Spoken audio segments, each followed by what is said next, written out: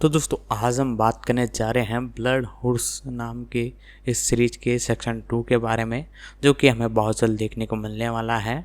Netflix के द्वारा इसके सेक्शन 2 का जो टीजर ट्रेलर है वो आउट कर दिया है, तो बहुत जल्द ये हमें देखने को मिलने वाला है। नेटफ्लिक्स ने इसका जो टीजर है ट्रेलर है वो आउट कर दिया है और ऑफिशियल सेक्शन 2 की रिलीजिंग डेट भी एक तरह से बता दी गई है। तो आज हम इसी वीडियो में आपको पूरी इन्फॉर्मेशन बताने वाले हैं।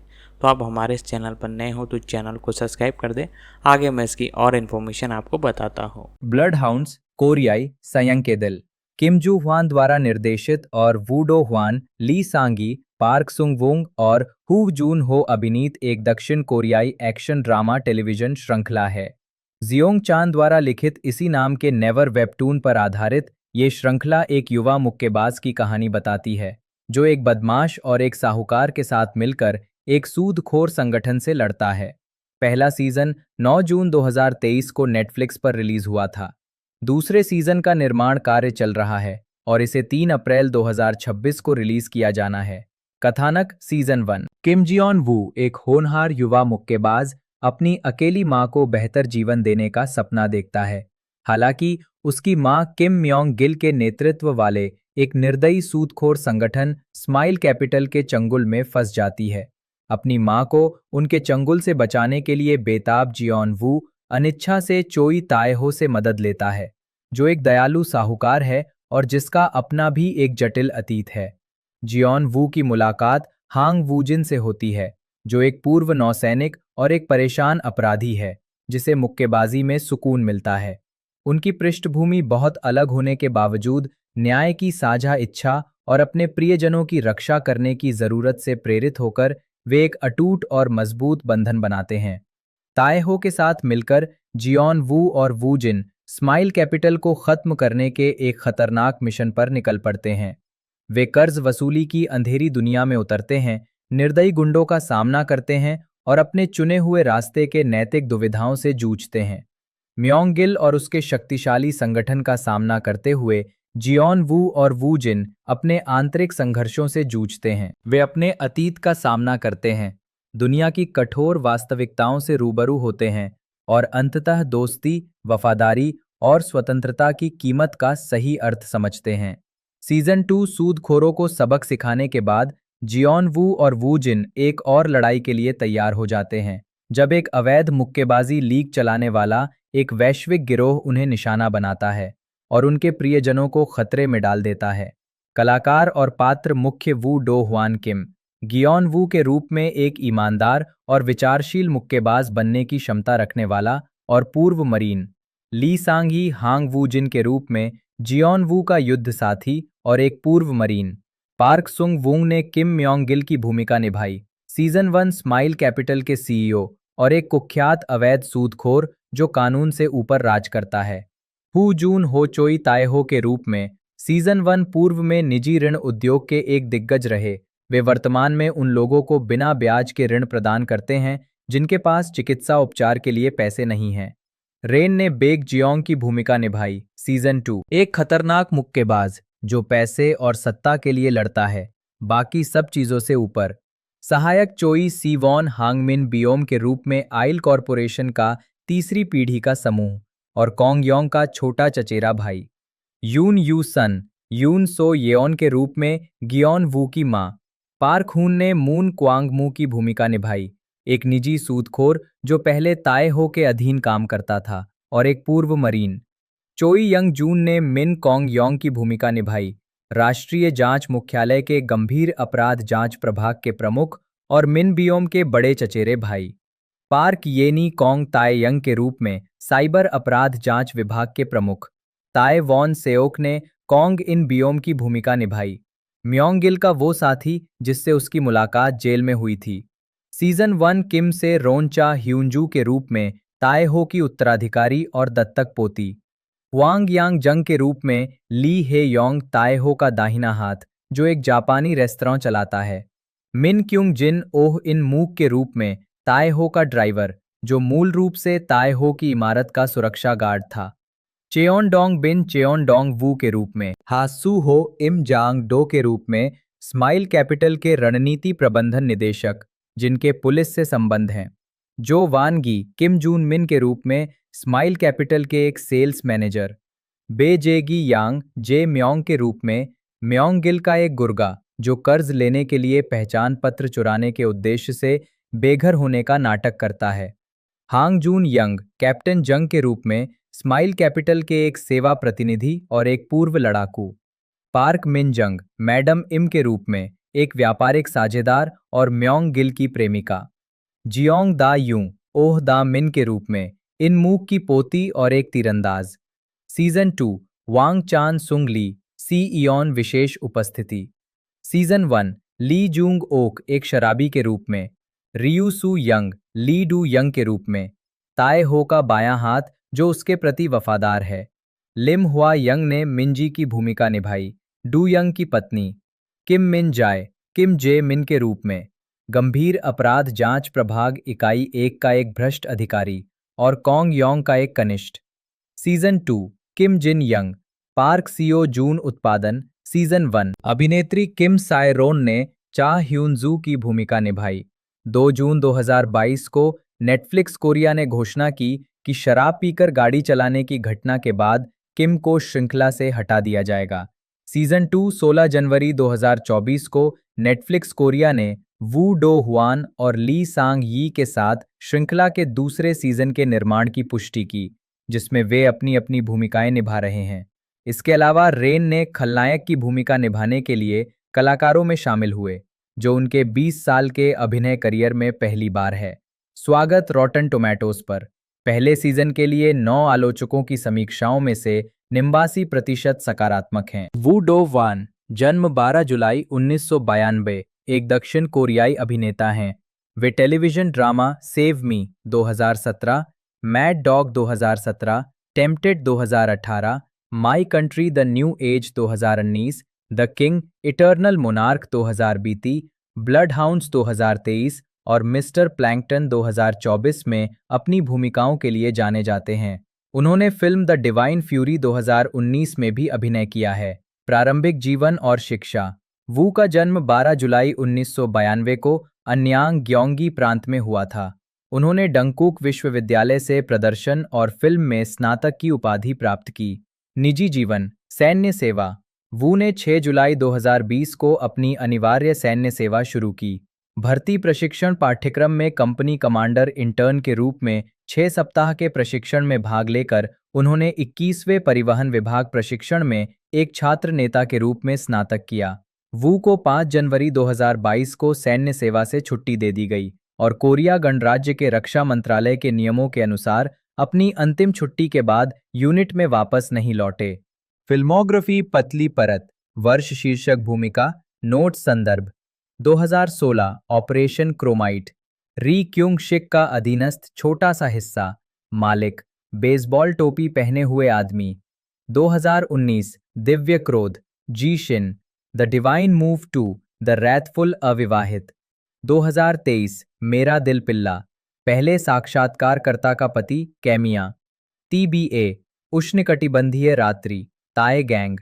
टेलीविजन श्रृंखला वर्ष शीर्षक भूमिका नोट संदर्भ 2011 तुम यहाँ हो, तुम यहाँ हो, तुम सचमुच यहाँ हो छोटा सा हिस्सा। 2012 फ्लावर बैंड छोटा सा हिस्सा। 2016 स्वीट स्ट्रेंजर एंड मी किम वंशिक। 2017 मुझे बचाओ ली सांगी। जन्म 27 नवंबर 1991 एक दक्षिण कोरियाई अभिनेता और गायक हैं जो मंच और स्क्रीन पर अपने अभिनय के लिए जाने जाते हैं। उन्होंने 2014 में थिएटर में पदार्पण किया और तब से कई नाटकों और संगीत प्रस्तुतियों में अभिनय किया है। उन्हें ड्रामा में मुख्य भूमिकाओं के लिए व्यापक पहचान मिली, विशेष रूप से ब्लड हाउंड्स 2023 वर्तमान, स्पाइस अप अवर लव 2023 और गुड बॉय 2025 में। एक गायक के रूप में वे गायन समूह MSG वन्नाबे के सदस्य के रूप में सबसे अधिक जाने जाते हैं। प्रारंभिक जीवन और शिक्षा। ली सांगी का जन्म 1991 में ग्योंगी प्रांत के अंसान में हुआ था। अभिनय में उनकी रुचि जियोंगजी प्राथमिक विद्यालय में द साउंड ऑफ म्यूजिक के एक स्कूल प्रोडक्शन में भाग लेने के दौरान शुरू हुई। वॉनिल मिडिल स्कूल में पढ़ते समय ली के पिता ने उन्हें एक स्थानीय अभिनय अकादमी में दाखिला लेने के लिए प्रोत्साहित किया, जहां उन्होंने टैप डांसिंग भी सीखी। ली ने पेशेवर रूप से अभिनय करने का फैसला किया और अपने माता-पिता को कला हाई स्कूल में दाखिला लेने के अपने इरादे के बारे में बताया। इसके बाद उन्होंने अन्यांग आर्ट हाई स्कूल के थिएटर और फिल्म विभाग में दाखिला लिया। अन्यांग आर्ट्स हाई स्कूल में अपने समय के दौरान ली ने छात्र परिषद अध्यक्ष के रूप में कार्य किया। उन्होंने विभिन्न विभागों के छात्रों के साथ अंतःक्रिया को बढ़ावा देने के लिए इस पद की मांग की। उनके अभियान में स्कूल से पहले साथियों के लिए गिटार पर गाने बजाना और संभावित सहपाठियों से जुड़ने के लिए एक साइवर्ल्ड क्लब की स्थापना करना शामिल था। इस सक्रिय भागीदारी के कारण उनका चुनाव हुआ और नेतृत्व की भूमिकाएं जारी रहीं। 2008 में हाई स्कूल में पढ़ते समय ही ली ने जे ट्यून कंपनी यूसीसी प्रतियोगिता में प्रथम स्थान प्राप्त किया, जहां उन्होंने रेन के गीत रेनिज्म पर अपनी नृत्य प्रतिभा का प्रदर्शन किया। उनका ये वीडियो डाउम टीवी पॉड, पिकी कास्ट और यूट्यूब जैसे प्लेटफॉर्मों पर प्रसारित हुआ। इस दौरान ली ने गिटार वादक, पेशेवर गेमर और स्टेज डिजाइनर सहित कई करियर विकल्पों को आजमाया, लेकिन अंततः अभिनय को चुना क्योंकि इसमें उनकी विविध रुचियों का समावेश था। ली ने Korea national university of arts के स्कूल ऑफ ड्रामा में दाखिला लिया और 2010 बैच के एक्टिंग विभाग में शामिल हुए। उनके सहपाठियों में आन यून जिन, Kim Go Eun, Lee Yoo Young, Park So Dam, Kim Sung Cheol और ली हुई जोंग शामिल थे। अपनी पढ़ाई के दौरान उन्होंने एक्टिंग विभाग के प्रमुख के रूप में कार्य किया। आजीविका 2014-2019 रंगमंच की शुरुआत। राष्ट्रीय पुलिस एजेंसी में एक ड्यूटी पुलिस अधिकारी के रूप में अपनी अनिवार्य सैन्य सेवा के बाद ली सांग यी ने 2014 में संगीत नाटक ग्रीस में पदार्पण किया। इसके बाद वो रनवे बीट और लेजेंडरी लिटिल बास्केटबॉल टीम सहित विभिन्न संगीत नाटकों में दिखाई दिए। 2015 में ली ने बेयर द म्यूजिकल में पीटर की भूमिका निभाई। उसी वर्ष उन्हें म्यूजिकल इन्फिनिट पावर में जांग सेओन जाए के रूप में चुना गया, जो अभिनेता पार्क ही सून के निर्देशन की पहली फिल्म थी। ली ने बताया कि मोक्वा थिएटर कंपनी के पूर्व सदस्य पार्क ने प्रत्येक अभिनेता की खूबियों पर जोर देते हुए निर्देशन किया और कहा, स्वयं एक अभिनेता होने के नाते निर्देशक अभिनेता की मानसिकता को किसी और से बेहतर समझते हैं। 2016 में ली और कॉन्ग यंग सेओक को स्टीफन डॉल्गिनॉफ के संगीत नाटक थ्रिल मी के कोरियाई रूपांतरण में नैथन लियोपोल्ड की भूमिका के लिए संयुक्त रूप से चुना गया था। ली द्वारा नैथन का चित्रण सौम्य स्वभाव वाले लेकिन तार्किक रूप से तीक्ष्ण चरित्र पर जोर देता है। पार्क जी-हे द्वारा निर्देशित ये प्रस्तुति 19 फरवरी से 12 जून 2016 तक चली और ली के प्रदर्शन ने अपनी भावनात्मक तीव्रता के लिए ध्यान आकर्षित किया। 2016 में उनकी मंच भूमिकाओं में इन द हाइट्स में बेनी और Me Natasha and the White Donkey में बेक सेओक भी शामिल थे। 2017 में ली ने मोंगनी म्यूजिक ड्रामा कॉन्सर्ट 2017 में भाग लिया, जो 16 से 26 फरवरी तक KTNG संगसांग आर्ट हॉल में आयोजित हुआ। उन्होंने पार्क जी यून के साथ फिल्म लाला लैंड की कोरियोग्राफी का अभ्यास करने में 5 सप्ताह बिताए। उनके डांस कवर को मार्च 2017 में यूट्यूब पर पोस्ट किया गया और इसे व्यापक लोकप्रियता मिली। अप्रैल में ली ने क्रेजी किस नाटक में अभिनय किया, जिसके बाद अगस्त में गार्ड्स एट द ताज का कोरियावी प्रीमियर हुआ। उसी वर्ष बाद में उन्होंने मैनहोल नाटक में ओह दल सू के रूप में टेलीविजन पर पदार्पण किया और नवंबर में प्रिजन प्लेबुक श्रृंखला में ओह डोंग ह्वान के रूप में दिखाई दिए। टेलीविजन पर अपनी उपस्थिति के बावजूद उन्होंने मंच प्रदर्शनों के प्रति अपनी प्रतिबद्धता बनाए रखी। 2018 में ली ने television musical romantic comedy to Jenny में एक सहायक भूमिका निभाई, जिसमें वे किम सुंग चेओल और जंग चाए येओन के साथ दिखाई दिए। 2018 में उनके स्टेज वर्क में म्यूजिकल रेड बुक शामिल था, जिसमें उन्होंने ब्राउन की भूमिका निभाई और टुडेज शो मूविंग डे में सह कलाकार की भूमिका निभाई। 2019 में ली ने पार्क यून सेओक और कॉन्ग यंग सेओक के साथ musical the legend of Georgia McBride में एल्विस इम्पर्सोनेटर केसी का किरदार निभाया। अमेरिकी नाटककार मैथ्यू लोपेज द्वारा लिखित इस म्यूजिकल का प्रीमियर 2014 में संयुक्त राज्य अमेरिका में हुआ था। उसी वर्ष ली टेलीविजन पर स्पेशल लेबर इंस्पेक्टर में एक खलनायक के रूप में और व्हेन द कैमेलिया ब्लूम्स में बेसबॉल कोच यांग सेओंग येओप के रूप में दिखाई दिए। 2020-2022 महत्वपूर्ण भूमिकाएं और गायिका के रूप में पदार्पण। 2020 में ली ने 100 एपिसोड वाले वीकेंड ड्रामा वंस अगेन में अभिनय किया। उन्होंने यून जे सेओक का किरदार निभाया, जो एक दंत चिकित्सक और ली सांग येओप द्वारा अभिनीत यून ग्यू जिन के छोटे भाई थे। ली चोही के किरदार के साथ उनकी रोमांटिक कहानी दर्शकों की पसंदीदा बन गई और उनकी ऑन स्क्रीन जोड़ी को प्यार से सेडॉन कपल या राष्ट्रीय ससुराल वाले के नाम से जाना जाने लगा।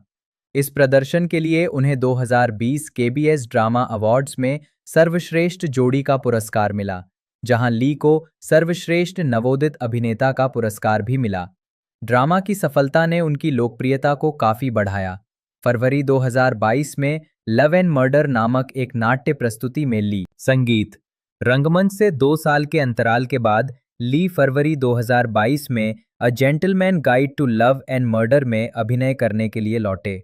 उन्होंने मॉन्टी नवारो की भूमिका निभाई, जो डी एस्क्विथ परिवार के 8 वारिसों को खत्म करके काउंट बनने के लिए दृढ़ संकल्पित था।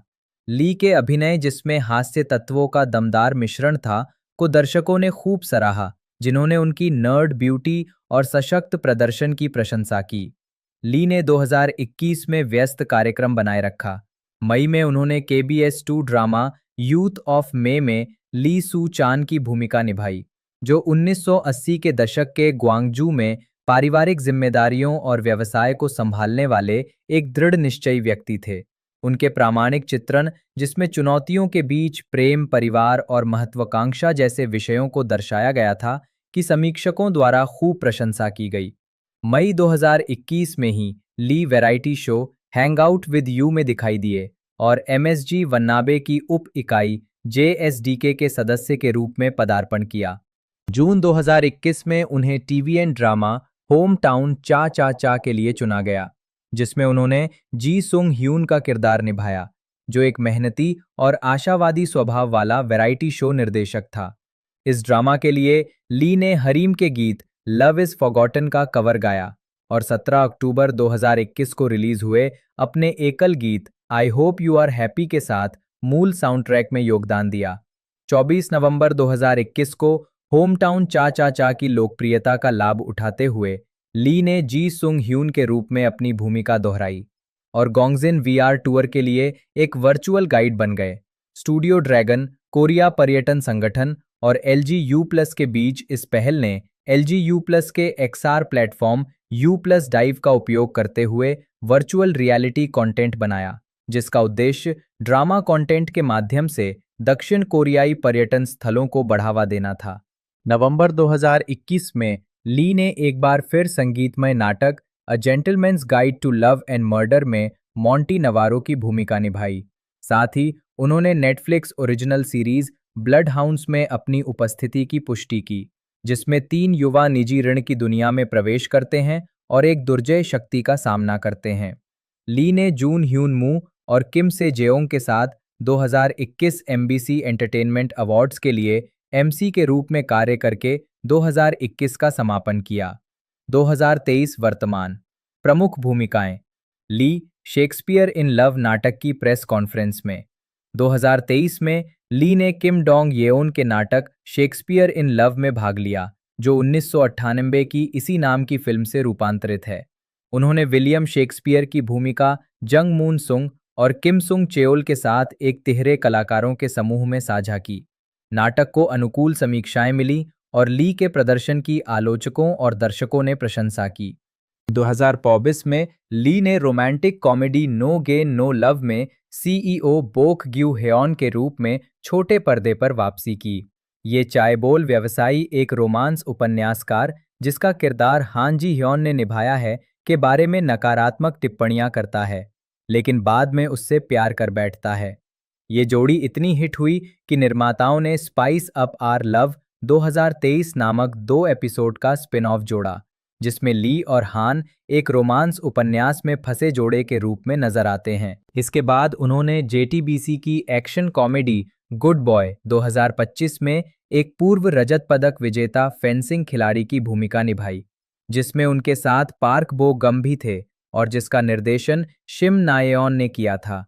2025 के उत्तरार्ध में ली ने नाटक शेक्सपियर इन लव में विलियम शेक्सपियर की भूमिका को दोहराया। 2026 में उन्होंने टीवीएन के television show the village barber में अभिनय करने के लिए गुड बॉय के सह कलाकार पार्क बो गम के साथ फिर से काम किया। इस शो के लिए ली ने नेल टेक्नीशियन के रूप में अपना राष्ट्रीय तकनीकी योग्यता प्रमाणन प्राप्त किया। फिल्मोग्राफी चाबी, इसका तात्पर्य उन फिल्म या टीवी प्रस्तुतियों से है जो अभी तक रिलीज नहीं हुई हैं। पतली परत वर्ष शीर्षक भूमिका, नोट संदर्भ 2014। टैक्सी ड्राइवर जी हून लघु फिल्म, धीमा वीडियो। Police radio 2016। खाना खाते समय मुझे फोन कर देना। वापसी कोरिया, राष्ट्रीय कला विश्वविद्यालय स्नातकोत्तर कार्य। अंत आदमी कायर, झामा लघु फिल्म 2019। नोरियांग का युद्ध, हुइजुम 2020। हिटमैन एजेंट जून, एनआईएस एजेंट 2023। सियोल में अविवाहित ब्योंग सू टेलीविजन श्रृंखला वर्ष शीर्षक भूमिका, नोट्स संदर्भ 2017। मैनहोल, ओ डालसू इंडंटे मून सुंग जून जेल की कार्यप्रणाली, ओ डोंग ह्वान ओ रहस्यमय अर्थशास्त्र ली 2018। सूट पार्क चुलसून कैमियो एपिसोड 13 जेनिको। येओमडे सेओंग आवाज, दो वांगको कैमियो एपिसोड 6 सेत। तीसरा आकर्षण क्योनसंग ह्योन क्विज ऑफ गॉड फाज। Reboot Park Jae Seong cameo episode 1-2। 2019 विशेष श्रम निरीक्षक, यांग ताएसू नोकड़ू फूल व्यापारी कैमिया, जब कैमेलिया खिलता है। यांग सेओंग येओप 2020। फिर एक बार यून जे सेओक 2021। मई के युवा ली सू चान गृहनगर, चा चा चा जी सेओंग ह्यून। युमी की कोशिकाएं जी यूगी कैमियो एपिसोड 1 सेत। 2022 पूंग जोसियन मनोचिकित्सक, किम युन गेओम कैमियो एपिसोड 2। 2023 रोमांस का क्रैश कोर्स, यूट्यूबर ने इंसामैन को हैक किया कैमियो एपिसोड 9। हान नदी पुलिस को की सेओक, मेरा दानव जू सेओक हून। हू जून हो, जन्म 14 अप्रैल 1964, एक दक्षिण कोरियाई अभिनेता हैं। उनका नाम पहले आधिकारिक तौर पर हुर जून हो के रूप में रोमनकृत किया जाता था और कभी-कभी अनौपचारिक रूप से हेओ जून हो के रूप में रोमनकृत किया जाता है। हू ने अपने करियर की शुरुआत थिएटर से की और फिल्म और टेलीविजन में एक चरित्र अभिनेता के रूप में सक्रिय हुए, विशेष रूप से फिल्म सिल्मिडो 2003 में, जिसके लिए उन्होंने ग्रैंड बेल अवार्ड्स में सर्वश्रेष्ठ सहायक अभिनेता का पुरस्कार जीता। उन्होंने स्टेज म्यूजिकल गैम्बलर में भी कई बार मुख्य भूमिका निभाई है। प्रारंभिक जीवन और शिक्षा, हू जून हो, जिनका जन्म 3 मार्च 1964 को हुआ था, अभिनेता हेओ जांग कॉन्ग के बेटे हैं, जो 1960 और 1970 के दशक में एक प्रमुख हस्ती थे। उन्होंने बताया कि उनके पिता ने उन्हें फिल्मिंग से पहले स्क्रिप्ट का अभ्यास करने का महत्व सिखाया और कम उम्र से ही उनकी अभिनय आकांक्षाओं का समर्थन किया। शिनिल हाई स्कूल में बेसबॉल के पूर्व खिलाड़ी कॉलेज जाने से पहले चोटिल हो गए थे। उनके भविष्य को लेकर चिंतित उनकी मां ने उन्हें नृत्य में करियर बनाने का सुझाव दिया। उन्होंने सियोल इंस्टीट्यूट ऑफ आर्ट से नृत्य में स्नातक की उपाधि प्राप्त की और निजी कक्षाओं के माध्यम से गायन सीखा। आजीविका हू ने अपने करियर की शुरुआत थिएटर से की। उन्होंने निर्देशक ली क्यू ह्यूंग की फिल्म ब्लू स्केच में अपना फिल्मी पदार्पण किया।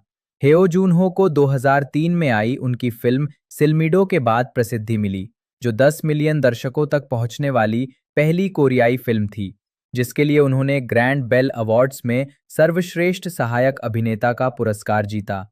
2006 में उन्होंने द रेस्टलेस में बानचू की भूमिका निभाई, जो एक शाही तांत्रिक था जो अपने परिवार के खोने के गम से ग्रस्त था और भ्रष्ट सत्ता के खिलाफ लड़ते हुए मारा गया। 2006 में उन्होंने अपने पिता अभिनेता हेओ जंग गैंग के नाम पर जंगांग एंटरटेनमेंट की स्थापना की। उनका पहला काम फ्यूजन ऐतिहासिक ड्रामा हे इयो हुआ है, जिसमें किम ही सन और पार्क जी यून ने अभिनय किया है। निजी जीवन, हेओ जून हो, जो पहले बौद्ध थे, एक जानलेवा कार दुर्घटना से बचने के बाद 2004 में ईसाई धर्म में परिवर्तित हो गए। अब वे एक धर्मनिष्ठ ईसाई हैं। उनकी एक बेटी है। फिल्मोग्राफी, पतली परत वर्ष शीर्षक भूमिका 1986, चुंग ब्लू स्केच जून हो 1989, सुप्रभात, सुश्री अध्यक्ष किम बुरी 1991, एक छोटा निरंकुश गणराज्य, मध्यस्थ हरी आस्तीन, वियतकांग मिन 1992, 27 गुलाब संगजिन, सफेद बैज सार्जेंट हांग 1993। हमें तेज हवा वाले दिनों में अब गुजेओंग डोंग जरूर जाना चाहिए। क्यंग ताए ओ डालसू, जन्म 15 जून 1968, एक दक्षिण कोरियाई चरित्र अभिनेता हैं जिन्होंने टेलीविजन, फिल्म और रंगमंच पर अभिनय किया है। उनका अभिनय करियर 35 वर्षों से अधिक का है। ओ निर्देशक पार्क चान वूक की फिल्मों में सहायक भूमिकाओं के लिए सबसे ज्यादा जाने जाते हैं। उन्होंने पार्क की 6 फिल्मों में अभिनय किया है: old boy 2003, if you were me 2003, lady vengeance 2005, I am a cyborg but that's okay 2006, thirst 2009 और नो अदर चॉइस 2025। 2015 में ओ को film ode to my father 2014 में उनकी भूमिका के लिए प्रशंसा मिली, जिसके लिए उन्होंने ग्रैंड बेल अवार्ड और ब्लू ड्रैगन फिल्म अवार्ड जीता।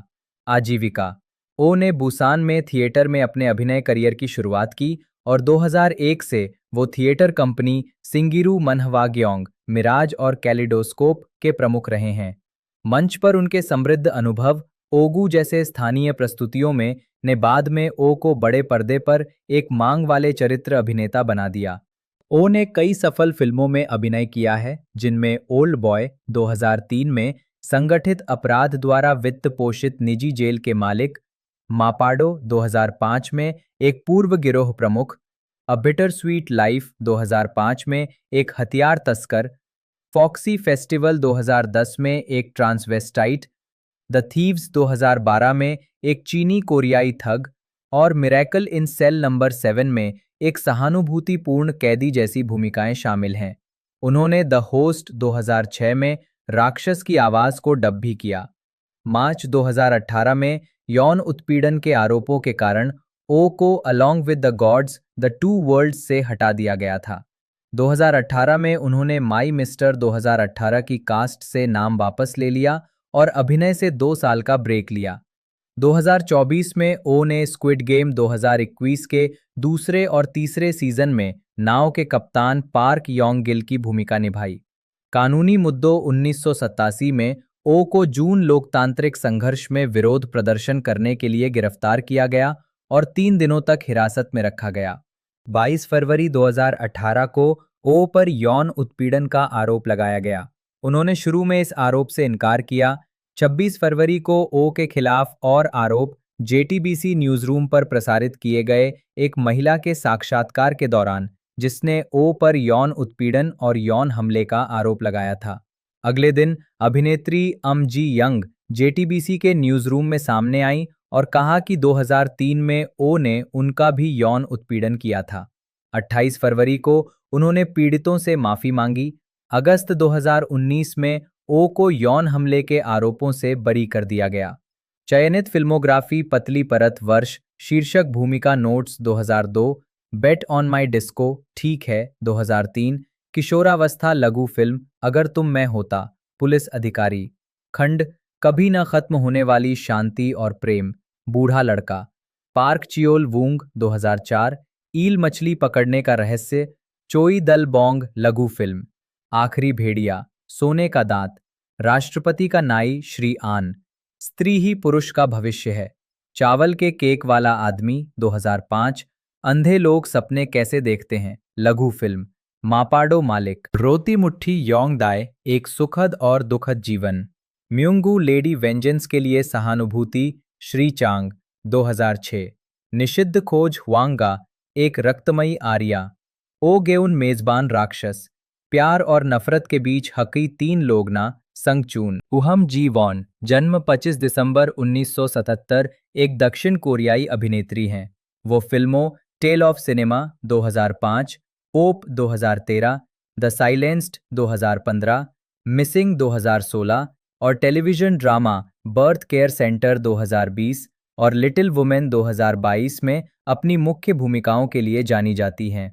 आजीविका: उहम जीवॉन ने 1990 के दशक के अंत में अपने अभिनय करियर की शुरुआत की और कोरियाई तोकुसात्सु श्रृंखला वेक्टर मन में एक शुरुआती भूमिका के बाद कई फिल्मों और टेलीविजन ड्रामा श्रृंखलाओं में दिखाई दी। 2004 में वो हान सुक क्यू और ली यून जू के साथ द स्कारलेट लेटर में दिखाई दी और ब्लू ड्रैगन फिल्म अवार्ड्स में सर्वश्रेष्ठ सहायक अभिनेत्री के लिए नामांकन प्राप्त किया। 2005 में अम ने होंग सॉन्ग सू की फिल्म टेल ऑफ सिनेमा में मुख्य भूमिका निभाई और काल्पनिक अभिनेत्री चोई यंग शिल के रूप में मनोरंजक, भावनात्मक रूप से सूक्ष्म दोहरी भूमिका निभाने के लिए प्रशंसा प्राप्त की। इस फिल्म में उन्हें अपना पहला नग्न दृश्य करना पड़ा और बाद में उन्होंने टिप्पणी की कि कैमरे के सामने कपड़े उतारने के बाद मुझे लगा कि अब मैं कोई भी भूमिका निभा सकती हूँ। हमने 2006 में आई फिल्म ट्रेस ऑफ लव में यूजी ताए और किम जी सू के साथ अभिनय किया, जिसमें उन्होंने 1995 में सैमपोंग डिपार्टमेंट स्टोर के ढहने की घटना में बची एक महिला का किरदार निभाया, जो वर्षों बाद भी मनोवैज्ञानिक आघात से पीड़ित है। उन्होंने इस भूमिका की तैयारी के लिए घटना से संबंधित समाचार और वृत्तचित्रों का अध्ययन किया, साथ ही मनोविज्ञान की विभिन्न पुस्तकों को भी पढ़ा। को ब्लू ड्रैगन फिल्म अवार्ड्स में सर्वश्रेष्ठ सहायक अभिनेत्री के लिए एक बार फिर नामांकित किया गया और बाद में उन्होंने चुनसा फिल्म आर्ट अवार्ड्स में इसी श्रेणी में पुरस्कार जीता। फरवरी 2009 में प्राइवेट आई के पोस्ट प्रोडक्शन प्रेस कॉन्फ्रेंस के दौरान निर्देशक किम जी वून की 2008 की महाकाव्य पश्चिमी film the good the bad the weird में एक कैमियो भूमिका और होंग सॉन्ग सू की एक अन्य कला film like you know it all में मुख्य भूमिका निभाने के बाद उन्हें उनकी पहली पीरियड फिल्म प्राइवेट आई में कास्ट किया गया। ने 2010 में रोमांटिक कॉमेडी श्रृंखला the women who still wants to marry के साथ हल्के फुल्के मनोरंजन की ओर वापसी की। 2011 में बीबीसी वर्ल्ड के वृत्तचित्र श्रृंखला द थर्ड आई के एक एपिसोड में दिखाई दी, जो उभरते हुए देशों पर प्रकाश डालती है। कोरिया पर आधारित 8 भाग के इस खंड में के कोरियाई संस्कृति, घरेलू फिल्मों और कोरियाई लहर पर दिए गए विचारों के साक्षात्कार शामिल हैं। इसमें उनकी 2010 की सेक्स कॉमेडी फिल्म पॉक्सी फेस्टिवल के फुटेज भी दिखाए गए थे। निर्माताओं ने बताया कि जिनका साक्षात्कार कोरिया में लिया गया था, को उनके प्रभावशाली अभिनय कौशल, स्वाभाविक आकर्षण और अंग्रेजी में धारा प्रवाह होने के कारण चुना गया था। नवंबर 2013 में 2012 से 2013 तक उन्होंने प्रसिद्ध टीवी लेखक किम सू ह्यून द्वारा लिखित पारिवारिक नाटकों चाइल्डलेस कंफर्ट और थ्राइस मैरिड वुमन में अभिनय किया। इसके बाद gangster comedy man on the edge में एक प्रशंसित सहायक भूमिका निभाई। इसके बाद हमने होप में यौन उत्पीड़न का शिकार हुए बच्चे की मां की भूमिका निभाई। उन्होंने कहा कि ये पहली फिल्म थी जिसमें उन्होंने सब कुछ छोड़ दिया और इसे अपने सर्वश्रेष्ठ कार्यों में से एक बताया। हमने कोरियाई फिल्म समीक्षक संघ पुरस्कारों में सर्वश्रेष्ठ अभिनेत्री का पुरस्कार जीता और ब्लू ड्रैगन फिल्म पुरस्कार और बैक्सैंग कला पुरस्कारों में नामांकन प्राप्त किया। इसके बाद period mystery thriller The Silenced और science fi thriller The Phone आई। इसके बाद अपहरण पर आधारित ड्रामा मिसिंग आई, जिसके लिए उन्हें विमेन इन फिल्म कोरिया पुरस्कारों में सर्वश्रेष्ठ अभिनेत्री का पुरस्कार मिला। हमने फिर क्राइम एक्शन फिल्म मास्टर में अभिनय किया। 2017 में हमने एसबीएस के कानूनी थ्रिलर डिस्टॉर्टेड में एक लोक अभियोजक की भूमिका निभाते हुए छोटे पर्दे पर वापसी की। 2019 में हमने body swap comedy drama spring turns to spring में अभिनय किया। उसी वर्ष उन्होंने zombie comedy film the odd family zombie on sale में अभिनय किया। मई 2019 में हमने नई एजेंसी CJES एंटरटेनमेंट के साथ अनुबंध किया। 2025 में हमने नेटफ्लिक्स की रहस्यमय ऐतिहासिक टेलीविजन श्रृंखला डियर होंगरन में जो बो आ और ली जे वूक के साथ अभिनय किया। ये जांग दाहे द्वारा लिखित तांग्यूम स्वेलोइंग गोल्ड पर आधारित है और स्टूडियो ड्रैगन द्वारा निर्मित है। निजी जीवन उहम येओंग वोल ओम कबीले की सदस्य हैं। वो एक धर्मनिष्ठ प्रोटेस्टेंट ईसाई हैं और हान हेजिन के साथ हा मीमो नामक एक चर्च समूह का हिस्सा थीं। ली यूजिन एक दक्षिण कोरियाई फिल्म निर्माता और व्यवसायी हैं। सियोल स्थित फिल्म निर्माण कंपनी जिप सिनेमा की CEO के रूप में वो हिरो काजू कोरे एडा की समीक्षकों द्वारा प्रशंसित फिल्म ब्रोकर के निर्माण के लिए जानी जाती है। ब्रोकर का प्रीमियर 2022 कान फिल्म महोत्सव में हुआ, जहां इसने पाल्मे डियोर के लिए प्रतिस्पर्धा की और सर्वधर्म जूरी पुरस्कार जीता। इस फिल्म ने सॉन्ग कॉन्ग हो के लिए भी एक ऐतिहासिक जीत दर्ज की, जो कान फिल्म महोत्सव के इतिहास में सर्वश्रेष्ठ अभिनेता का पुरस्कार जीतने वाले पहले दक्षिण कोरियाई अभिनेता बने। इसके अतिरिक्त फिल्म ने म्यूनिक फिल्म महोत्सव में सिनेमास्टर्स प्रतियोगिता अनुभाग में सर्वश्रेष्ठ अंतर्राष्ट्रीय फिल्म का पुरस्कार जीता। ली ने अपने करियर की शुरुआत फिल्म मार्केटिंग से की। उन्होंने बॉम्ब फिल्म कंपनी में ई जे योंग की फिल्म एन अफेयर 1990-80 पर काम किया। ई जे योंग की अगली फिल्म अनटोल्ड स्कैंडल 2003 से उन्होंने निर्माता के रूप में पदार्पण किया। पार्क जिन प्यो की यू आर माई सनशाइन 2005 और किम जी वून की अ बिटर स्वीट लाइफ 2005 जैसी अन्य प्रमुख फिल्मों पर काम करने के बाद उन्होंने 2005 में जिप सिनेमा की स्थापना की और तब से इसकी सीईओ के रूप में कार्यरत हैं। आजीविका विज्ञापन के क्षेत्र में प्रारंभिक करियर। ली ने अपने पेशेवर करियर की शुरुआत हैताई समूह की सहायक कंपनी कॉनराड नामक विज्ञापन एजेंसी में कॉपीराइटर के रूप में की। अपने 7 साल के कार्यकाल के दौरान उन्होंने उल्लेखनीय पेशेवर पहचान हासिल की, विशेष रूप से देवू इलेक्ट्रॉनिक्स के टैंक सीरीज अभियान के लिए। इस अभियान ने टिकाऊपन पर जोर देकर और चेयरमैन बे सून हून को प्रदर्शित करके सैमसंग और एलजी जैसे प्रतिस्पर्धियों के मुकाबले ब्रांड की बाजार छवि को बेहतर बनाने में महत्वपूर्ण भूमिका निभाई। विज्ञापन में अपनी सफलता के बावजूद ली ने फिल्म उद्योग में जाने का फैसला किया और 1997 में कॉनराड से इस्तीफा दे दिया। उनके जाने का शुरू में विरोध हुआ। एजेंसी ने 1 साल से अधिक समय तक औपचारिक रूप से उनका इस्तीफा स्वीकार करने से इनकार कर दिया। उनका वेतन जमा करती रही और उनकी वापसी की उम्मीद में उनका पद खाली रखा। उस समय उनके सहयोगियों ने इस कदम को एक बड़ा जोखिम बताया और एक सफल एजेंसी को छोड़कर अनिश्चित फिल्म उद्योग में जाने को फूलों की सेज के बजाय कांटों की सेज चुनने जैसा बताया। फिल्म मार्केटिंग में कदम रखना और अफेयर्स में सफलता हासिल करना। ली ने अपने फिल्मी करियर की शुरुआत BOM फिल्म प्रोडक्शंस में मार्केटिंग डायरेक्टर के रूप में की, जिसका नेतृत्व उनके चचेरे भाई ओ जंग वान कर रहे थे। कॉनराड एजेंसी के सुव्यवस्थित वातावरण से 10 से कम कर्मचारियों की एक छोटी टीम में आने के साथ ली की भूमिका में योजना बनाना, कास्टिंग करना और शारीरिक श्रम करना शामिल हो गया। इस बदलाव के कारण उनके वेतन में काफी कमी आई, जो सालाना 40 मिलियन वॉन से घटकर 7 मिलियन वॉन हो गया। ली ने इस बदलाव को जंगल में खड़े होने जैसा बताया और कहा कि विज्ञापन के क्षेत्र में अपने पिछले अनुभव की तुलना में लंबी अवधि की फिल्म परियोजनाओं के लिए गहन प्रतिबद्धता की आवश्यकता होती है। शुरुआती चुनौतियों के बावजूद ली ने फिल्म उद्योग में अपनी जगह बनाने के लिए दृढ़ संकल्प लिया। अक्टूबर 1998 में उनकी पहली फिल्म एन अफेयर का प्रीमियर उनके करियर का एक महत्वपूर्ण पड़ाव साबित हुआ। चूसोक की छुट्टियों के दौरान सियोल के जोंगनो में दर्शकों की लंबी कतारें देखकर उन्हें पेशेवर संतुष्टि का अनुभव हुआ। इस सफलता के बाद उन्होंने कॉनराड के अध्यक्ष को औपचारिक रूप से सूचित किया कि वो विज्ञापन क्षेत्र में वापस नहीं लौटेंगी। एन अफेयर अपनी नवीन विपणन रणनीतियों के लिए जानी जाती थी, जिसमें शीर्षक को ऊर्ध्वाधर चीनी अक्षरों में दर्शाने वाला पोस्टर और फिल्म के एक महत्वपूर्ण दृश्य को पुनर्निर्मित करने वाला 15 सेकंड का टेलीविजन विज्ञापन शामिल था। ली ने ई जे योंग की फिल्म अनटोल्ड स्कैंडल 2003 से निर्माता के रूप में पदार्पण किया, जिसमें बे योंग जून, जियोन डो योन और ली मी सूक ने अभिनय किया था। ये फिल्म कॉन्ग के लिए एक महत्वपूर्ण परियोजना थी, जो ऐतिहासिक नाटक शैली को आधुनिक बनाना चाहती थीं। उन्होंने देखा कि पिछली ऐतिहासिक फिल्में अक्सर मार्शल आर्ट या कामुक विषयों तक ही सीमित रहती थीं, जिससे निवेशक इन तत्वों से रहित परियोजनाओं में निवेश करने से हिचकिचाते थे। अपने अभिनव दृष्टिकोण को दर्शाने के लिए उन्होंने फिल्म के लिए एक अंग्रेजी शीर्षक चुना। फिल्म व्यावसायिक रूप से सफल रही और इसे 35 लाख दर्शकों ने देखा। इसके बाद ली ने अ टेबल फॉर 4 एंड 3 मॉन्स्टर्स का निर्माण किया।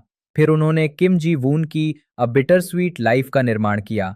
ली ने पहले अ टेल ऑफ 2 सिस्टर्स पर किम के काम का अनुसरण किया था और अ बिटर स्वीट लाइफ के साथ हॉरर से फिल्म नॉयर शैली में उनके बदलाव में रुचि व्यक्त की थी।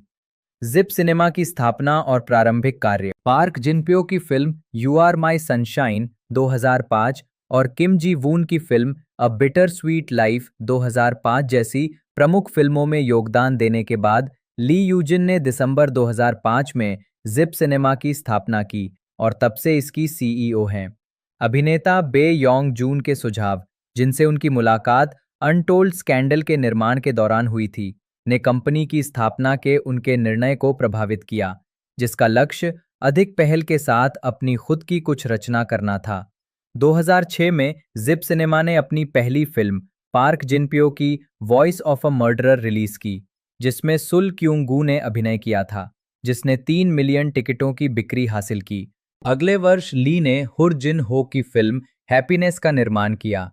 2007 में ही ली को 32वें टोरंटो अंतर्राष्ट्रीय फिल्म महोत्सव में अंतर्राष्ट्रीय पहचान मिली, जहां वैरायटी पत्रिका ने उन्हें देखने लायक 10 निर्माता में से एक बताया और ये सम्मान पाने वाली वो एकमात्र एशियाई फिल्म निर्माता थीं।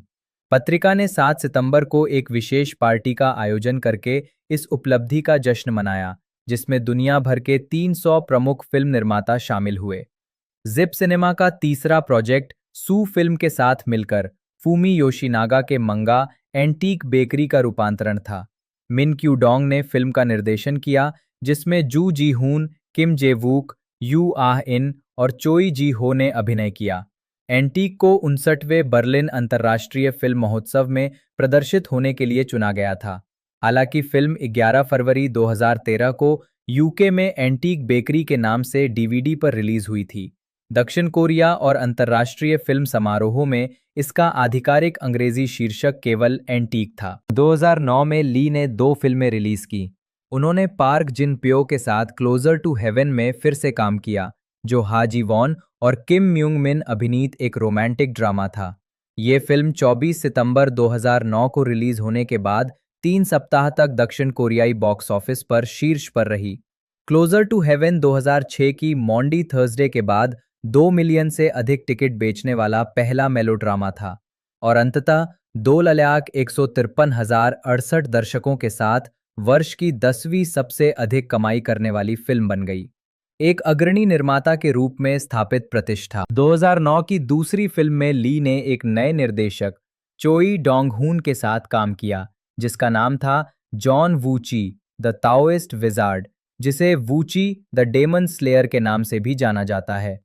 कोरियाई लोककथा पर आधारित इस फैंटेसी एक्शन कॉमेडी में गैंग डोंग-वॉन ने मुख्य भूमिका निभाई। ये चोई के लिए उनकी पिछली हीस्ट फिल्मों ताज़ा, द हाई रोलर्स और द बिग स्विंगल से एक अलग तरह की फिल्म थी। ये बड़े बजट की स्पेशल इफेक्ट से भरपूर एक्शन फिल्म कोरियाई दर्शकों के बीच समान रूप से लोकप्रिय हुई और 2009 के क्रिसमस के दौरान इसे 6 मिलियन से अधिक लोगों ने देखा। ये फिल्म कोरिया में 2009 की तीसरी सबसे ज्यादा बिकने वाली फिल्म बन गई, जिसके देश भर में 6,100,532 टिकट बिके। गैंग डोंगवॉन के साथ फिर से जुड़कर ली ने नए निर्देशक किम मिन सेओक के साथ साइंस फिक्शन एक्शन फिल्म हॉन्टर्स पर काम किया। हॉन्टर्स में चो इन, गैंग डोंगवॉन, जो लोगों के दिमाग को नियंत्रित कर सकता है, और क्यू नाम, गोसू, जो चोइन की शक्तियों से अप्रभावित है, के बीच संघर्ष को दर्शाया गया है। रिलीज से पहले हॉन्टर्स ने 2010 में किसी कोरियाई फिल्म के लिए सबसे अधिक अग्रिम टिकट बिक्री का रिकॉर्ड बनाया, जिसकी बुकिंग दर 83.4% थी। द होस्ट 2006 के बाद ये पहली बार था जब किसी फिल्म ने 80% का आंकड़ा पार किया। फिल्म ने दक्षिण कोरियाई बॉक्स ऑफिस पर नंबर 1 पर शुरुआत की और 2 सप्ताह तक शीर्ष स्थान बनाए रखा। अंततः देश भर में 2,152,577 टिकट बिके। 2010 बुसान अंतर्राष्ट्रीय फिल्म महोत्सव के दौरान एशियाई फिल्म बाजार में वितरण अधिकार कई अंतर्राष्ट्रीय बाजारों को बेचे गए। बाद में ली ने निर्देशक मिन क्यू डोंग के साथ romantic comedy film All About My Wife में फिर से सहयोग किया, जो अर्जेंटीना की फिल्म Un Novio Para Mi Mujer A Boyfriend for My Wife का रीमेक थी। कहानी एक डरपोक पति के इर्द गिर्द घूमती है, जो अपनी दिखने में परिपूर्ण लेकिन डरावनी पत्नी को बहकाने के लिए एक पेशेवर कैसानोवा को काम पर रखता है, इस उम्मीद में कि इससे वो उसे तलाक दे देगी। इस फिल्म में इम सू जंग, ली सन क्यून और रियू सेउंग रियोंग ने अभिनय किया है। ये फिल्म 17 मई 2012 को सिनेमाघरों में रिलीज हुई थी। स्थानीय बॉक्स ऑफिस पर शीर्ष पर शुरुआत करते हुए फिल्म ने हॉलीवुड की ब्लॉकबस्टर फिल्मों द एवेंजर्स और मैन इन ब्लैक 3 को सफलतापूर्वक पछाड़ दिया। सकारात्मक प्रचार के दम पर इसने 45 लाख से अधिक दर्शकों के साथ अपना व्यावसायिक सफर समाप्त किया। कुछ वर्षों बाद सुल क्यूंग गू के साथ एक उल्लेखनीय पुनर्मिलन में ली ने एक्शन थ्रिलर कोल्ड आइज का निर्माण किया, जिसका निर्देशन और लेखन चो उई सेओक और किम ब्योंग सेओ ने किया था। ये 2007 की Hong Kong film I in the sky का रीमेक है। फिल्म में सुल क्यूंग गू के साथ जंग वू सुंग और हान हियो जू ने अभिनय किया है और ये एक विशेष अपराध इकाई की निगरानी टीम के जासूसों की कहानी है, जो एक बेहद कुशल और खतरनाक लुटेरे और उसके गिरोह का पीछा करते हैं। कोल्ड आइस का उत्तरी अमेरिकी प्रीमियर 2013 टोरंटो अंतर्राष्ट्रीय फिल्म महोत्सव में हुआ और इसे 2013 बुसान अंतर्राष्ट्रीय फिल्म महोत्सव के ओपन सिनेमा सेक्शन में भी प्रदर्शित किया गया। फिल्म में रिलीज के पहले सप्ताह में 2.17 मिलियन दर्शकों के साथ बॉक्स ऑफिस के रिकॉर्ड बनाए। 17 दिनों के बाद इसने 4 मिलियन प्रवेश प्राप्त किए और अंततः अपने प्रसारण के अंत में कुल 5,506,409 प्रवेश तक पहुंच गया। उनका अगला प्रोजेक्ट निर्देशक ई जे योंग के साथ पुनर्मिलन था, जिसमें उन्होंने किम ए रान के 2011 के उपन्यास माई पैल्पिटेटिंग लाइफ को रूपांतरित किया। ये फिल्म निर्देशक ई जे योंग की व्यावसायिक फिल्म निर्माण में वापसी का प्रतीक है, जिन्होंने कम बजट की प्रायोगिक फिल्मों जैसे कि एक्ट्रेसेस 2009 और बिहाइंड द कैमरा 2013 पर ध्यान केंद्रित किया था।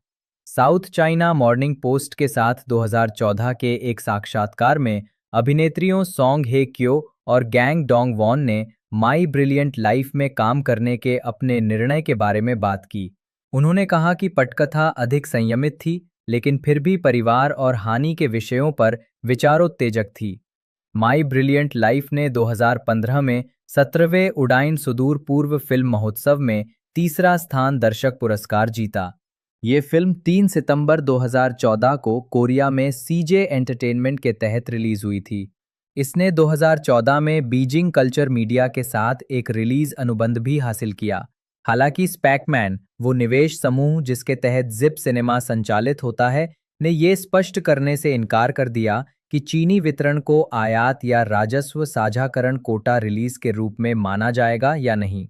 चीन में फिल्म का वितरण चाइना फिल्म ग्रुप द्वारा किया गया था, जो उस समय देश का सबसे बड़ा सरकारी फिल्म उद्यम था और देश भर में लगभग 5,000 स्क्रीन पर प्रदर्शित हुई थी। अक्टूबर 2018 तक फिल्म 629 स्क्रीनों पर प्रदर्शित की गई थी, जिसमें 1,624,601 दर्शकों ने प्रवेश लिया और दक्षिण कोरियाई बॉक्स ऑफिस पर 10,799,650 अमेरिकी डॉलर लगभग 12.3 बिलियन वॉन की कमाई की। फिल्म विशेष रूप से पुरुष दर्शकों और माता-पिता के बीच लोकप्रिय हुई। अपने शुरुआती सप्ताहांत में ये अत्यधिक लोकप्रिय टाजा 2 2014 और अंग्रेजी भाषा की फ्रांसीसी फिल्म लूसी 2014 के बाद तीसरे स्थान पर रही। फिल्म ने अपने पहले 3 सप्ताहांतों में कुल 7.89 मिलियन डॉलर की कमाई की। एक दशक तक जिप सिनेमा के निर्माता के रूप में ली ने उल्लेखनीय सफलता हासिल की। उनकी कोई भी फिल्म घाटे में नहीं रही। केवल 2 फिल्में, हैप्पीनेस और एंटीक, लागत निकालने में असफल रहीं, लेकिन उन्होंने अतिरिक्त अधिकारों और विदेशी बिक्री से लागत वसूल कर ली।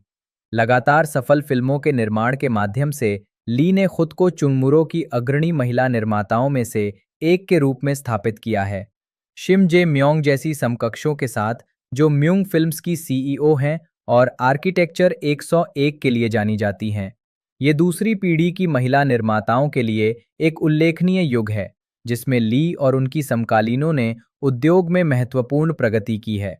जिप सिनेमा की 10वीं वर्षगांठ और फिल्म द प्रीस्ट। ली की अगली परियोजना द प्रीस्ट्स जिप सिनेमा की 10वीं फिल्म और 10वीं वर्षगांठ के उपलक्ष्य में बनी फिल्म होने के कारण बेहद महत्वपूर्ण थी। हालांकि ये कंपनी के 1 दशक के काम का प्रतीक थी, लेकिन दक्षिण कोरियाई सिनेमा में उस समय कम प्रचलित शैली तंत्र मंत्र पर आधारित होने के कारण इसे व्यावसायिक रूप से जोखिम भरा माना गया। इस अपरंपरागत कहानी में एक पुजारी एक प्रेतग्रस्त लड़की को बचाने का प्रयास करता है। यह फिल्म जांग जे ह्यून द्वारा लिखित और निर्देशित थी, जो उनकी पुरस्कार विजेता लघु फिल्म 12वीं असिस्टेंट डीकन पर आधारित थी। फिल्म में किम यून सेओक ने फादर किम, गैंग डोंग वॉन ने डीकन चोई, पार्क सो डैम ने यंग शिन और किम इयुई सुंग ने डीन ऑफ क्लर्जी की भूमिका निभाई। द प्रीस्ट्स ने अपने शुरुआती सप्ताहांत में नंबर 1 पर शुरुआत की और 13 बिलियन यूरो की कमाई की। अपने तीसरे सप्ताहांत तक फिल्म ने दक्षिण कोरियाई बॉक्स ऑफिस पर 35 बिलियन डॉलर की कमाई कर ली थी। ब्रोकर के साथ अंतर्राष्ट्रीय ख्याति ली। ब्रोकर 2022 के अंतर्राष्ट्रीय सह-निर्माण के पीछे केंद्रीय व्यक्ति थीं, जिन्होंने विभिन्न राष्ट्रीयताओं और भाषाओं के विविध दल के बीच सहयोग को सुगम बनाया। इस परियोजना की उत्पत्ति इसकी रिलीज से लगभग 5 वर्ष पहले हुई थी। ली, जिनकी निर्देशक हिरोकाजु कोरे एडा के साथ घनिष्ठ मित्रता थी, फिल्म का सारांश साझा करने के बाद इस परियोजना में रुचि लेने लगीं। कोरे एडा लंबे समय से कोरियाई अभिनेताओं के साथ दक्षिण कोरिया में एक फिल्म बनाना चाहते थे, लेकिन शुरुआत में उन्हें कथानक को लेकर कठिनाई हो रही थी। उन्हें बेबी बॉक्स पर शोध करने के बाद प्रेरणा मिली, जो माताओं के लिए शिशुओं को गुमनाम रूप से छोड़ने की एक प्रणाली है। ली ने कोरे एडा के साथ कोरिया की कई शोध यात्राओं में उनका साथ दिया और कई वर्षों तक पटकथा लिखने और संशोधित करने की प्रक्रिया में उनका समर्थन किया। पटकथा पूरी होने के बाद ली ने तुरंत CJE&M से निवेश प्राप्त किया और सॉन्ग कॉन्ग हो, गैंग डोंगवॉन, बे डूना और आयु सहित कई जाने-माने कलाकारों को इकट्ठा किया। इस आधार के तैयार होने के बाद निर्माण कार्य ने गति पकड़ ली। फिल्म का विश्व प्रीमियर 2022 कान फिल्म महोत्सव की मुख्य प्रतियोगिता में हुआ, जहां इसने सर्वधर्म जूरी पुरस्कार और सॉन्ग कॉन्ग हो के लिए सर्वश्रेष्ठ अभिनेता का पुरस्कार जीता। कान में ये सम्मान पाने वाले पहले कोरियाई पुरुष अभिनेता के रूप में सॉन्ग की ऐतिहासिक जीत के बाद ली ने उनके समर्पण की प्रशंसा करते हुए कहा कि अपने काम के प्रति उनका भावुक रवैया वास्तव में सराहनीय है। उन्होंने कहा कि जब उन्होंने किसी दृश्य के निष्पादन पर सवाल उठाए, तब भी सॉन्ग ने अपने अप्रत्याशित अभिनय से उसे पूरी तरह विश्वसनीय बना दिया। फिल्मोग्राफी ली और जिप सिनेमा द्वारा निर्मित फिल्म वर्ष पतली परत। निदेशक सह निर्माता वितरक नोट्स 2007। एक हत्यारे की आवाज पार्क जिनप्यो। CJ entertainment. खुशी हुर जिन्हो लिए फिल्म शोबॉक्स मीडिया प्लेक्स। 2008 एंटीक मिन क्यू डोंग सू फिल्म 2। 2009 स्वर्ग के नजदीक पार्क जिनप्यो CJ एंटरटेनमेंट। जेओन वूची ताओवादी जादूगर चोई डोंग हून। 2010 भूत किम मिन सुक नया यूनाइटेड पिक्चर्स। 2012 मेरी पत्नी के बारे में सब कुछ मिन क्यू डोंग सू फिल्म। 2013 ठंड आंखें चो उई सेओक किम ब्योंग सेओ। 2014 मेरा शानदार जीवन जे योंग CJ एंटरटेनमेंट। 2015 पुरोहितो जांग जे ह्यून। 2016 मालिक चो उई सेओक। 2018 स्वर्णिम नींद नो डोंग सेओक। गलती करना चोई कुक ही। 2019 पागल रोमांस किम हान ग्यूल नया। 2020 जीवित चो इल ह्यूंग परिप्रेक्ष्य चित्र लोटे एंटरटेनमेंट। 2022 दलाल हिरोकाजु कोरे एडा CJ एंटरटेनमेंट। 2023 प्लॉट ली यो सेओप आनसुंग की 1 जनवरी 1952 टू 5 जनवरी 2026 एक दक्षिण कोरियाई अभिनेता थे। देश के सबसे सम्मानित अभिनेताओं में से एक के रूप में जाने जाते हैं। उन्हें 6 दशकों तक फैले पर्दे पर अपने करियर में कई पुरस्कार प्राप्त हुए हैं। दाएगू में फिल्म उद्योग में काम करने वाले पिता के घर जन्मे आन ने 1957 में बाल कलाकार के रूप में फिल्म ट्वाइलाइट ट्रेन 1957 में अभिनय की शुरुआत की। 2005 में संस्कृति दिवस के दौरान उन्हें बोगवान ऑर्डर ऑफ कल्चरल मेरिट से सम्मानित किया गया। उन्होंने 2006 से 2008 तक कोरियाई फिल्म अभिनेता संघ के अध्यक्ष के रूप में कार्य किया। प्रारंभिक जीवन और शिक्षा। आन सुंग की का जन्म 1 जनवरी 1952 को डेगू में हुआ था। वे आन ह्वायंग के बेटे थे, जो एक फिल्म योजनाकार थीं। आन ने 6 साल की उम्र में फिल्म ट्वाइलाइट ट्रेन 1957 से एक बाल कलाकार के रूप में अपने करियर की शुरुआत की। 1970 में आन ने हनकुक यूनिवर्सिटी ऑफ फॉरेन स्टडीज में वियतनामी भाषा में दाखिला लिया और शीर्ष सम्मान के साथ स्नातक की उपाधि प्राप्त की, लेकिन बाद में कहा कि 1975 में वियतनाम युद्ध में कम्युनिस्टों की जीत के बाद उनकी पढ़ाई ने उनके रोजगार के अवसरों को सीमित कर दिया। आजीविका उन्होंने अपनी पढ़ाई पर ध्यान केंद्रित करने के लिए फिल्मों में अभिनय करना बंद कर दिया, लेकिन हनकुक यूनिवर्सिटी ऑफ फॉरेन स्टडीज में छात्र के रूप में थिएटर में सक्रिय रहे। उन्होंने रिजर्व ऑफिसर्स ट्रेनिंग कोर कार्यक्रम के माध्यम से कमीशन प्राप्त करने के बाद 1976 में एक तोपखाना अधिकारी के रूप में अनिवार्य सैन्य सेवा पूरी की। सेना से छुट्टी मिलने के बाद आन ने अपने अभिनय करियर को फिर से शुरू किया। उन्हें 1980 की film a fine windy day में पहचान मिली और ग्रैंड बेल अवार्ड्स में उन्हें सर्वश्रेष्ठ नवोदित अभिनेता का पुरस्कार दिया गया। इसके बाद 1982 के बैक्सैंग आर्ट्स अवार्ड्स में उन्हें इमक्वान टेक की समीक्षकों द्वारा प्रशंसित फिल्म मंडला में एक बौद्ध भिक्षु की भूमिका के लिए सर्वश्रेष्ठ फिल्म अभिनेता का पुरस्कार मिला, जिसे आज भी समीक्षकों द्वारा सर्वकालिक सर्वश्रेष्ठ घरेलू फिल्मों में से एक माना जाता है। इस भूमिका के लिए आन ने अपना सिर मुंडवा लिया था। वर्षों से उन्होंने अपने अभिनय कौशल में विविधता लाना शुरू कर दिया। 1993 में ही और पार्क जूंग हून ने हिट बड़ी cop comedy film two cops में अभिनय किया और बैक्सैंग आर्ट्स अवार्ड्स में ग्रैंड प्राइज डेसांग जीता। साथ ही जासूसों के रूप में उनकी ऑन स्क्रीन केमिस्ट्री दर्शकों के बीच बेहद लोकप्रिय थी और इसे कोरियाई सिनेमा का मूल ऑन स्क्रीन ब्रोमांस कहा जाता है। आन ने दक्षिण कोरिया के राष्ट्रपति की भूमिका 2 बार निभाई, फिल्मों द रोमांटिक प्रेसिडेंट 2002 और हनबांडो 2006 में। 2003 में आन ने अर्धजीवनी फिल्म सिलमीडो में अभिनय किया, जिसमें कई अन्य उल्लेखनीय कलाकार भी थे। ये 10 मिलियन से अधिक टिकट बेचने वाली पहली घरेलू फिल्म थी। उनके किरदार द्वारा बोला गया वाक्यांश "मुझे गोली मारो और जाओ" प्रतिष्ठित हो गया और इससे कई पैरोडी और कैरिकेचर बने। बात कर ले अपकमिंग सेक्शन की, तो सेक्शन 2 हमें जैसा कि देखने को मिल रहा है, जिसके अंदर 8 से 9 एपिसोड देखने को मिलेंगे। पिछले सेक्शन में भी 9 एपिसोड 8 एपिसोड टोटल देखने को मिले थे सेक्शन 1 के अंदर। बाकी अब लगभग इतने ही जो एपिसोड है वो हमें देखने को मिलने वाले हैं। बाकी मैंने पूरी इन्फॉर्मेशन आपको बता दी है। वीडियो आपको अच्छी लगी तो लाइक कीजिएगा, चैनल को सब्सक्राइब कर बेल आइकन दबा के साल पर सेट कर दीजिएगा। मिलते हैं दोस्तों अगले वीडियो में।